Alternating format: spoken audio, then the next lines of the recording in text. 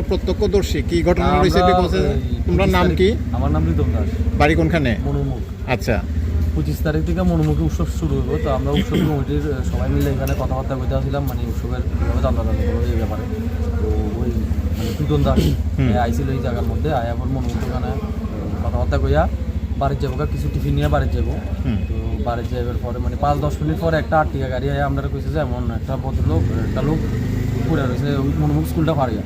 তো আমরা ওই জায়গার মধ্যে যাই দেখি যে মানে পুরো ব্লিডিং হইতেছে, ব্লাডটা বাইরে হয়ে গেছে, কোমর ভাঙা, কোমরটা একদম ঘুরে ঘুরে গেছে এমন অবস্থায় আমরা দেখছি। তারপর ফায়ার সার্ভিসে ফোন করছি, ফায়ার সার্ভিস আসছে, হসপিটাল নিয়ে আসে। মানে কিছুক্ষণ আগে তোমরা কথাবার্তা কইয়া বাড়িতে যাইতেছিল? কইয়াই বাড়ি যেতে। ও পেশায় কি তাহে টোটন দাস? মানে শ্রমিকের কাজ করে? হ্যাঁ, শ্রমিক, কৃষক। কিভাবে এই দুর্ঘটনা?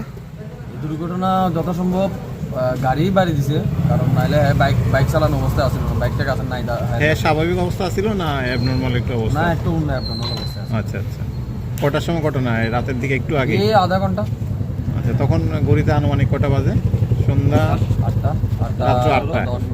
যে গাড়ি বাড়ি দিয়েছে পাওয়া গেছে গাড়িটাকে? না গাড়ি তোমরা জানছো কোনো খবর? এমন কোনো কিছু জানছি না, কারণ আমরা মনে হইতেছে কোনোটা গাড়ির বাড়ি দিয়ে ফালাইয়া গেছে। গাড়ি পাস হয়েছে। হ্যাঁ, বড় মানে ট্রিপার বা এই ধরনের কিছু? এটা শুনছো তোমরা? এটা শুনছি। সে এখন আছে না মৃত? এখন তো ডাক্তারের কিছু মৃত। এখানে আসার পরে ডাক্তার মৃত জানাইছে। ফায়ার সার্ভিসের গাড়ি তোমরা খবর দিছিল, আইয়া উঠে এখানে আইনা দিছে? ঠিক আছে।